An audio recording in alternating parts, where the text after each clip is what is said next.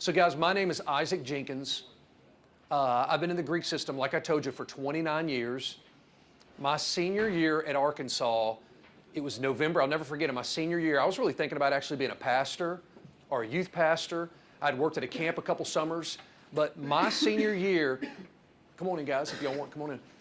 My senior year, I made a decision that I wanted to work with fraternity guys. Because, you know, anybody can be a pastor, anybody can be a youth pastor for the most part, but not anybody can work with fraternity guys. And you know what I also noticed is I never had seen, as a matter of fact, I've been in the Greek system for all this time and I've never seen a pastor in a fraternity house. I've very rarely ever seen a campus minister. So I went in the ministry to help frat guys. And I thought I'd do it for a couple years. I didn't know that it would turn into 29 years. I graduated from Arkansas. They placed me in Auburn. I was there for 4 years. Then after that, they placed me here. I married a KO from Auburn, and we came here and started Campus Crusade, or Crew, and we've been here for 21 years. But I've slowly developed this curriculum because, guys, I care about you guys, and I want you to really understand what it looks like to be a man, a true SAE, and live a life of significance. I know a wealthy Walmart exec that went to lunch with one of my buddies one time years ago up in Fayetteville, because that's where Walmart's stationed, right outside Fayetteville. And the exec said this, he says, "I've got millions of dollars, I've been extremely successful, but I've done nothing of significance. Can you help me?" Guys, I don't want you just to get out there and be successful in life. I want you to do things of significance. Now, before I get into some of my content, let me ask you, who do you think really cares about you? Outside the walls of SAE right now, who do you think really cares about you? Maybe your mom, your dad. But guys, after that, that's about it. These advisors, they care about you. I've been an advisor for several years. We give up a lot of time to be over at these houses. We care about you guys. We could be doing a whole lot of stuff with our time, but we truly want to see you all become gentlemen. Who else cares about you? These officers. A lot of these officers spend a week of their summer going to training just to come back and pour into you guys. The guys in this house, some of the older actives, you may not think that sometimes because maybe they get on to you, maybe they make you do your stuff and know your stuff, but guys, we care about you.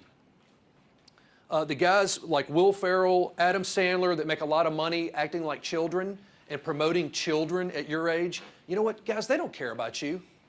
Do you know the porn industry makes more money than all the professional athletics combined? But you know, do you think the porn stars and all the pornography that's out there, you think they care about you guys? They could care less about you. It's all about making a buck. Let me ask you a couple questions. So I want to basically stick to my curriculum and I want to challenge you, but my first question I want to ask you tonight is, what is a good definition of a man? What does it mean to be a man? In our culture today, we really kind of water down what does manhood look like? Is it some guy who has a lot of sex? He's killed a lot of game? Guys, I've killed over 100 deer in my life. I've killed at least 50 turkeys, and I can prove in a court of law that I've had sex at least 3 times because I have 3 kids. But does that make me a man? What is a man? Many of you guys are making choices right now where I'll tell you what, a majority of you guys, I'll be honest with you, you know what's going to happen to a majority of you guys? Because I've lived in Oxford for so long. I live in a really nice neighborhood just on the west side of Oxford. And you know what my neighborhood's full of? It's full of pretty wealthy, white, former Ole Miss frat guys. And you know what a majority of them's going on in their lives? Somebody else is sleeping with their wife and raising their kids. Okay, you need to wake up and understand that a majority of you guys one day, you're not gonna stay long in your marriage. You're gonna marry some cute girl that you're gonna think she's awesome, and she's gonna leave you, and somebody else is gonna sleep with your wife and raise your kids. Unless you make some decisions right now as a freshman, okay, to become a man. When I was your age, I fell into a lie, and it's a lie called the 2 lives myth. I can live one way right now, and one day, miraculously, I'll turn my life around, I'll marry a girl, we'll have a great wife and great life and good sex. But guys, it does not work that way. The man you are right now is most likely the man you're going to be for the rest of your life. Now you may say, Isaac, you don't know me, but you know what? I know 29 years of pledge classes of you guys. You come and go, you're a dime a dozen. but I want to see you make it. I want to see you have a good marriage. I want to bump into you 10 years from now and you say, you know what, I'm married, I've got a couple kids, I'm respected in my community, I've got some great friends. And let me ask you, who are the most respected guys in this community? They're the most respected guys when I was at Auburn, when I was at Arkansas, when I grew up in Little Rock. You know who they are? They're the mayor, the alderman, the deacons, and the elders of the local church. Those guys are elected positions. Those guys have to live lives of integrity and character to get their positions. The guys that are in this community, they're cheating on their wives and living like hell, guys, they're a dime a dozen. I'm going to read you a text that I accidentally got from a mom. See, because the frat world, it tells you, hey man, live like hell, act like hell. But you know what? You get to be my age, and you know what, guys? Your life's a living hell. Let me tell you about one of my pledge brothers. Several years ago, he got married, and he said, he's about 5 years into his marriage. He's like, man, Isaac, my wife's just not giving me enough sex, man. I just don't know what I'm going to do. And I said, you know what? Man, I'm really sorry that your wife's not giving you enough sex. Maybe if you would love your wife and cherish her and take care of her and provide her, maybe she would give you more sex, but that's no excuse to leave her. Well, you know what? He didn't listen to my advice. He left his wife and 2 kids for another woman who initially, I'm assuming, provided more sex. Last time I heard, I tried to call him. He wouldn't call me back. Found out through a friend. That second wife, they had a kid, and she left him. Now he's having to work 2 jobs to pay for 2 ex-wives and 3 kids that he never gets to see. The guys that can't control themselves, you guys are going to get the Phoenix here pretty soon. You're going to memorize the True Gentleman. And in the True Gentleman, it talks about self-control in all emergencies. Self-control in all emergencies. Guys, if you can't control yourself now sexually, you can't control yourself now with alcohol, what's going to happen one day is you're going to leave your wife for other women who you think will produce more sex, and the word's going to get out about you, and women are going to talk about you behind your back. Both my boys play football for Oxford High School, but my middle son plays competitive soccer. And I was on this mass text with 20 moms and dads, and the word had just gotten out that this one particular husband had just cheated on his wife for the second time. And this mom in our group sent out a text to another mom sharing what she really thought about this husband, but she accidentally sent it to all 20 of these families. Okay, here's what the text said. She said, I'd throw his shit into a bag, I'd kick it down the stairs, then I'd slit his tires and kick his ass. That's what the text said to all of us parents, okay? So one of my buddies, he just texted back one word, damn. We were like, man, I'm not going to mess with this girl. But the whole point is, guys, that's what women will think about you. That's what people will think about you if you can't control yourself. Let me propose a definition of manhood, and I want to talk about it for a few minutes.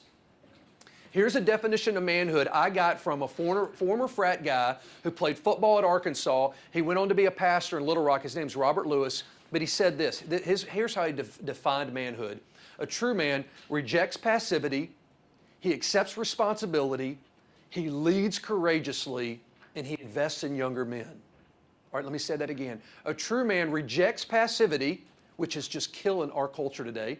He rejects passivity, he accepts responsibility for those around him, his chapter, his wife, and he leads courageously, and then he invests in younger men. For the remaining minutes together, I want to talk about that. I've made a list, guys, of several things that are a part of your life now that were not a part of my life 25, 26 years ago. Listen to this list, and just one of these things is not bad. But when you combine all these things together, they're really crushing your generation. And I want to ask you to consider thinking about these things and being careful with these things in my lives. The first is this. Studies show that your age group does hundreds of hours of gaming a week. Guys, when I was in college, we didn't play games. When I was in high school, we didn't play games. When I was in junior high, if you wanted to play a game, you went to Kroger and you played Pac-Man. That was it. That was the extent of our gaming. We just didn't do that when I was younger. Another problem in our culture today, which is a huge problem, and I'm going to list several different problems, some worse than others. No one wants to take responsibility for their actions. You guys are a part of a whole new culture. Did you know that we had one of the last field parties in probably the history of the Greek world at my hunting club, and it was groundhog with Simikai. But you know what? We had to quit having it because if one of those Simikai pledges falls and hurts himself, his mom can sue me. when that same guy falls and hurts himself, he should take responsibility that he drank too much and he got drunk, or he made a bad choice. He should stand up and be a man and say, you know what, I made a bad choice. But in the culture today, he can sue me. Do you know that a Phi Delta fell down at a Phi Delta chapter 2 years ago? He was known for having a problem with alcohol. He'd had a DUI. He fell down and got hurt, and his parents sued the Phi Delta chapter, and they lost their charter. Guys, that wouldn't happen when I was in college. If you did something stupid and you made a mistake, you alone took responsibility. I'm going to talk about what does that look like in our lives today to take responsibility. Another problem is you guys don't know, I don't think you understand the gravity of this, but cell phones really hold you under your parents. And I call you guys, and I didn't come up with this name, the helicopter generation. Your parents want to hover over you and literally run your lives. But guys, part of being a man is getting out from under your mom and dad and making choices for yourself. Now, I'll share with you in a couple weeks, I've got a couple $1 million worth of property here in Oxford. Yeah, I'm a campus minister, but I'm also looking out for my future. And my dad has helped me a lot in business. So I respect my dad and I love my dad, and I get advice from my dad. I get advice from friends in the community, but I don't allow my mom and dad to run my life. Part of being a man is getting out from under and living your own life. And it's tough because a lot of you guys, your parents pay your phone bill, and when you graduate, they're going to continue to offer to pay your phone bill so they can somewhat keep their hands over you. Part of being a man is stepping out and living on your own. If you're not careful, guys, your moms will control you for the rest of your life. There's going to have to be a time in your life where you tell your mom, Mom, I love you, but I'm going to make my decisions. I'm going to do what I'm going to do, okay? And I'll live with those decisions. Internet porn is killing your generation. We didn't have the internet. Internet's only been around about 12 or 13 years. Let me tell you what porn did to me. I was 23 years old. I'd just gone in the ministry. I had a secret addiction to porn. Of course, back then it was magazines. I had learned about porn through my dad because he had a bunch at his house. And it was really an addiction to me, addiction of mine, but I didn't talk about it. Guys just didn't really talk about it that much. And I went to a conference. And at this conference, there was a bunch of college guys, but there were also staff guys with crew. And this guy asked a question that just completely changed the way I thought about porn. And you could write down questions and pass them up. So this guy wrote down the question, so I don't know who the guy is to this day. But his question was this to the speaker. He said, is it okay if I masturbate when my wife's out of town? Okay, that was his question. In other words, I'm assuming he was probably looking at porn too. So his question was, he's trying to justify, okay, when my wife's out of town, is it okay if I look at porn and masturbate? So then the next question is, what's happening? What do I do when my wife and I aren't doing well? What do I do when we're not getting along? Well, here's what I go do. I just go look at porn and masturbate. Why serve my wife and love my wife when I have that on the back shelf? And guys, I had no idea that married men struggled with that.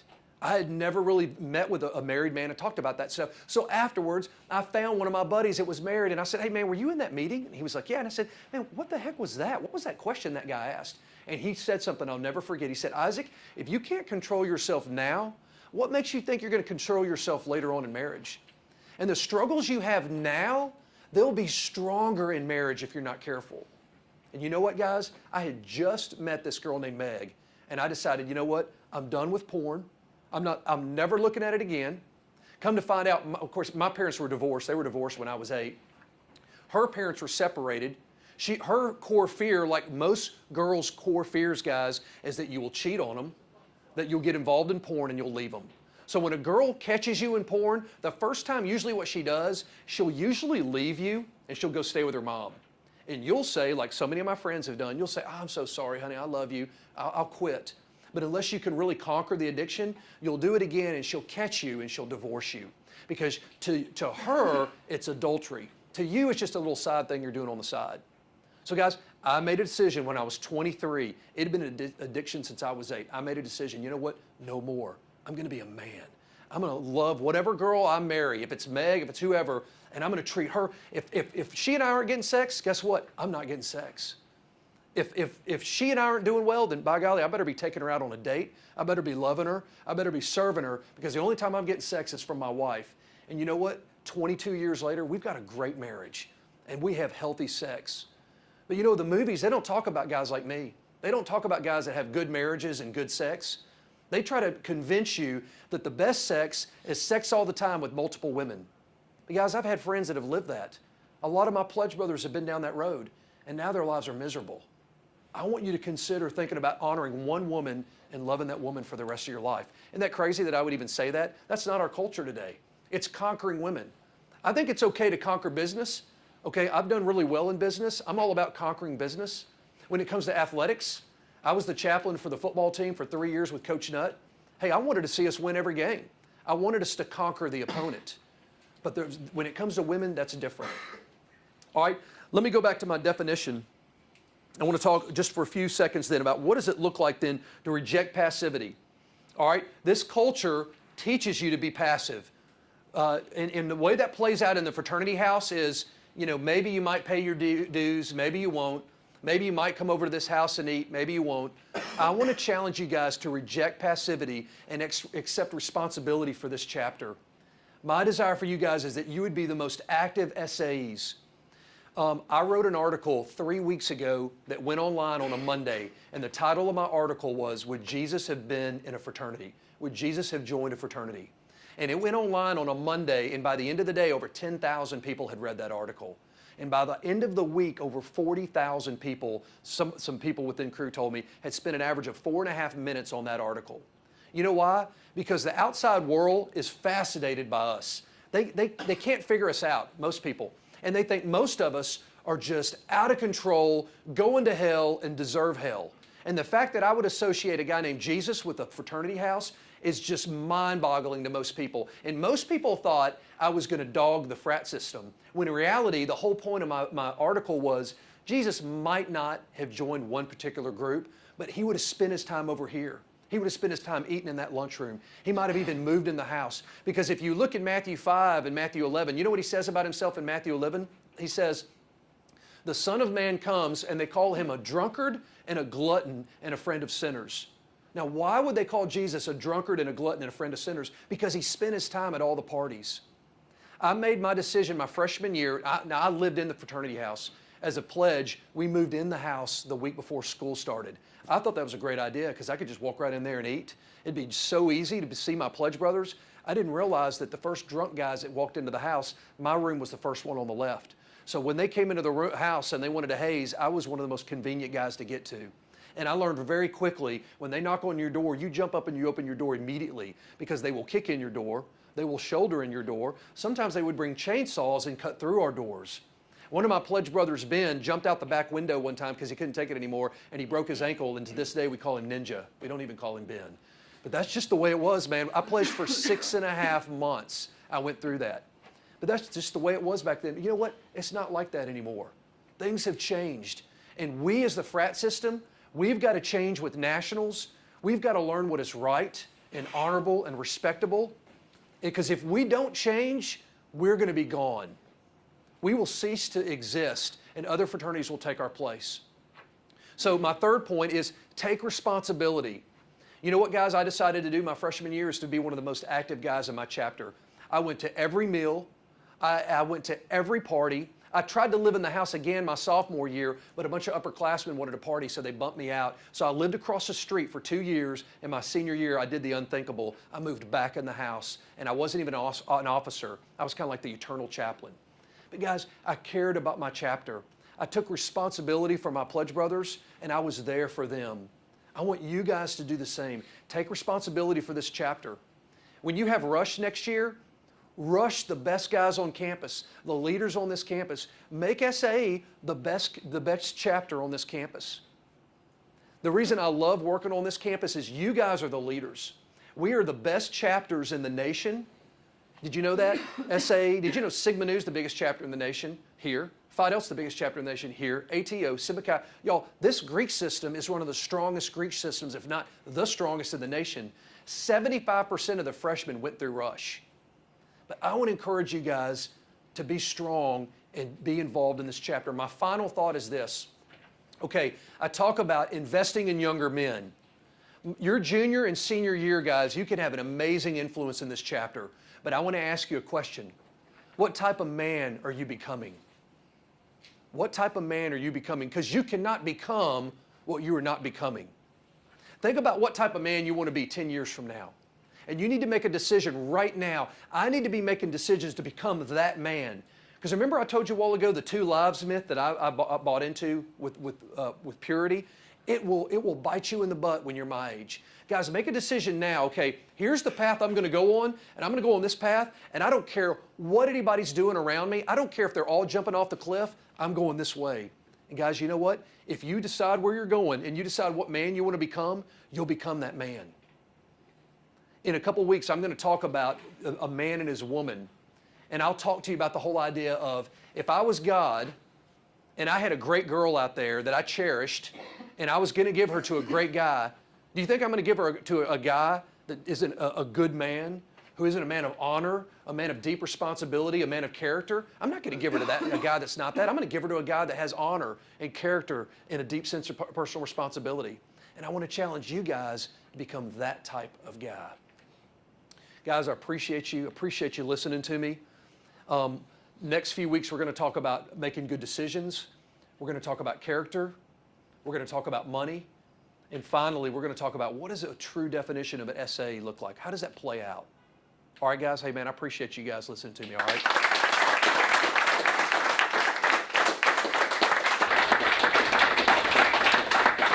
Hey, let me say one more thing. I'll close with this. My bad. You're probably wondering, the dude just put a picture back there. Did he do makeup? Okay, so the point of my picture is I use this with you guys is my granddad fought in World War II. He decoded the Japanese code. We had busted the Enigma machine, and we knew what the Japanese were saying. Well, when we landed on Iwo Jima because we had to take that island to take Japan. And when these guys took the island and they raised that flag, they had only been on the island for a week, but they still had 16,000 Japanese in the background, and it was going to take them over a month to wipe out those Japanese. And there's 6 men that raised this flag, and the only 1 man in this picture went on to have a normal life. This is the most printed picture of all time. I love this picture, so I have it in my office. But this guy in the front, he was killed by a mortar in the chest. One of these guys in the middle, he was shot in the head with a sniper. Another guy took a wound in the chest. Ira Hayes couldn't deal with all the killing around him, so he drank himself to death. Only John Bradley would go on to have a good life. And guys, my point in showing you that picture is I want you guys to have a good life. I don't want you to be a casualty of war. I want you to make it, okay? So there we go. That's why I brought the picture, all right? All right, I'll see you guys in a couple weeks, okay?